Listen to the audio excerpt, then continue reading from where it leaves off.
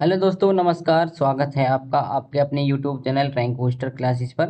दोस्तों, आज हम आरआरबी एनटीपीसी के बारे में कुछ महत्वपूर्ण बातें जानेंगे। देखिए, आपको सब पता है कि आरआरबी एनटीपीसी की वैकेंसी आ गई हैं। देखिए, हम इस वीडियो में आपको क्या क्या बताने वाले हैं। सबसे पहले, कुल कितने पद हैं। ठीक। महत्वपूर्ण तिथि, आयु, मेडिकल स्टैंडर्ड के बारे में विस्तृत जानकारी लेंगे। ठीक है। एनओसी कब लेनी है, जो जो कैंडिडेट पहले से किसी जॉब में लगे हुए हैं उन्हें एनओसी कब किस डेट की लेनी है। ग्रेजुएशन पास या अपेयरिंग वाले चल जाएंगे।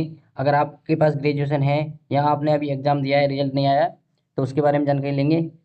और सबसे महत्वपूर्ण, आपके फॉर्म रिजेक्ट क्यों होते हैं। ठीक है। या फिर ऐसा क्या करें कि आपके फॉर्म रिजेक्ट ना हो। ठीक है। और एक आदमी, एक व्यक्ति, एक बच्चा कितने फॉर्म भर सकता है, इसके बारे में जानकारी लेंगे। और कुल कितने एग्जाम होंगे, यानी कि CBT 1 तो कॉमन होता है। ठीक है। और CBT 2 में कितने एग्जाम होंगे, आपको हर लेवल के लिए क्या अलग अलग एग्जाम देना पड़ेगा या फिर एक ही एग्जाम से काम चलेगा। चलिए देखते हैं। आपको पता है कुल कितनी पोस्ट हैं। 8,111। 8,111। 8,113 पोस्ट हैं। कुल कितनी पोस्ट हैं, 8,113। ठीक। डेट डेट आपको पता ही होगा, आप फॉर्म स्टार्ट हो चुके हैं। 14 सितंबर से आपके फॉर्म भरे जा रहे हैं और लास्ट डेट है आपकी 13 अक्टूबर। 13 अक्टूबर आपकी लास्ट डेट है। ठीक है। आप 13 अक्टूबर तक फॉर्म भर सकते हैं। अगर आपके फॉर्म में कुछ गलती हो जाती है तो उसमें कुछ करेक्शन करना चाहते हैं तो ये 16 अक्टूबर से 25 अक्टूबर के बीच आप कर सकते हैं करेक्शन। ठीक है। फीस सभी को पता है, 500 रुपये। जनरल, OBC, EWS की 500 रुपये फीस है। और अदर जो भी स्टूडेंट हैं, SC ST PH और फीमेल फीमेल चाहे किसी भी कैटेगरी हो, तो उनकी 250 रुपये फीस है। ठीक है। जब आप फर्स्ट स्टेज का एग्ज़ाम दे देते हैं, यानी CBT 1 दे देंगे, तो जनरल, OBC और EWS के जो कैंडिडेट हैं उनके 400 रुपये वापस आ जाते हैं।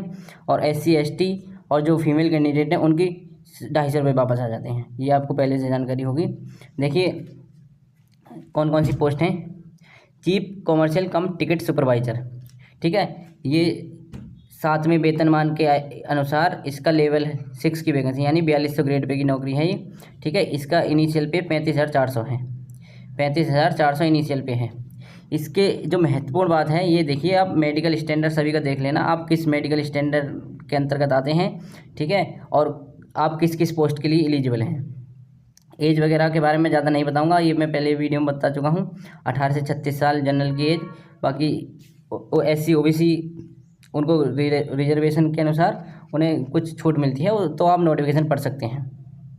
कुल कितनी पोस्ट हैं कॉमर्शियल कम टिकट सुपरवाइजर, 1736। ठीक है। तो अब हम ज़्यादा इसके बारे में बात नहीं करेंगे, कितनी वैकेंसी है, क्या है, कितनी एज है। हम बस मेडिकल स्टैंडर्ड के बारे में ज़्यादा बात करेंगे, क्योंकि मैं इसके बारे में पहले भी वीडियो बना चुका हूँ। देखिए स्टैंडर्ड, मेडिकल स्टैंडर्ड। देखिए स्टेशन मास्टर के लिए A2 का मेडिकल चाहिए, A2। अभी मैं आगे बताऊंगा कि A2 B2 ये क्या होते हैं। ठीक है। गुड्स कार्ड के लिए भी A2 का मेडिकल चाहिए। जूनियर अकाउंट असिस्टेंट के लिए C2 का मेडिकल चाहिए। सीनियर क्लर्क कम टाइपिस्ट के लिए भी C2 का मेडिकल चाहिए। ठीक। अब देख लेते हैं मेडिकल A2 B2 C2 जो मैं अभी बता रहा था आपको। देखिए A2 मेडिकल चाहिए आपको स्टेशन मास्टर और गुड्स कार्ड के लिए। ठीक है।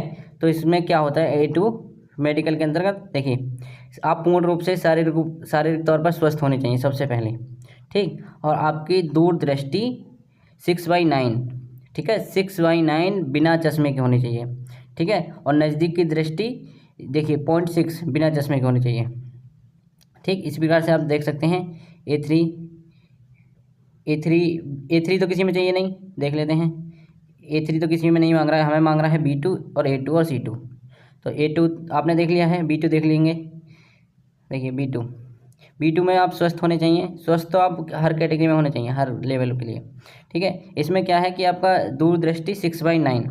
ठीक है। 6/9 और 6/12 चश्मे के साथ, अथवा बिना चश्मे के लेंसों की पावर 4D से अधिक ना हो। ठीक है। देखिए आप इसे पढ़ सकते हैं, ये आप यहाँ पे लिखा हुआ है। ठीक है। और C2 मेडिकल में देखिए C2 में क्या है।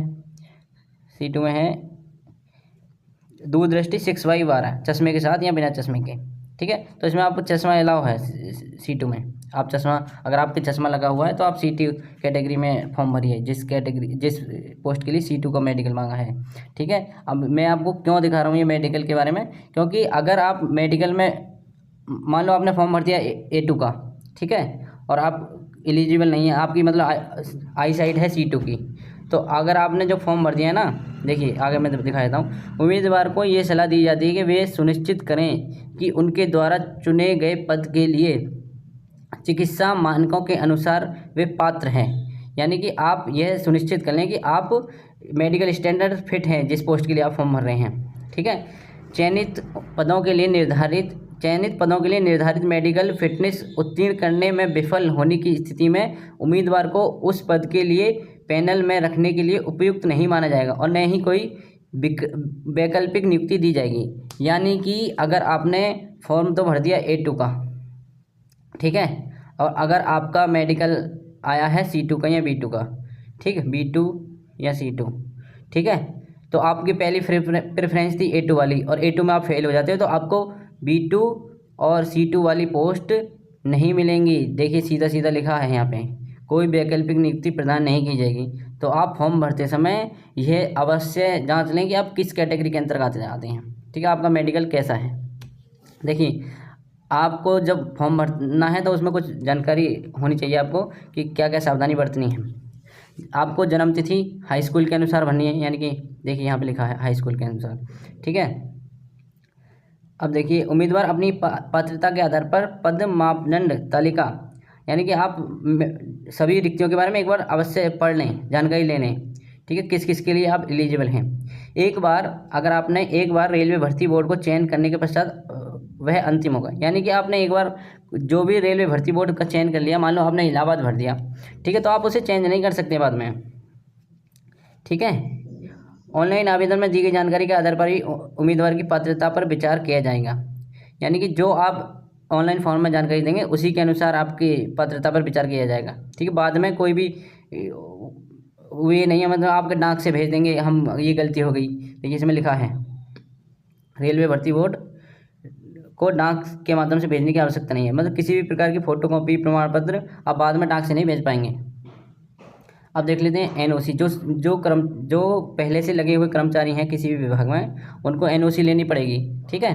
तो वह अभी अपनी एनओसी बनवा लें लास्ट डेट से पहले। जब आपका डॉक्यूमेंट वेरिफिकेशन होगा तो उस समय आपकी एनओसी मांगी जाएगी। अगर आपके पास एनओसी नहीं रहेगी तो देखिए यहाँ पे सीधा सीधा लिखा है उनकी उम्मीदवारी रद्द कर दी जाएगी।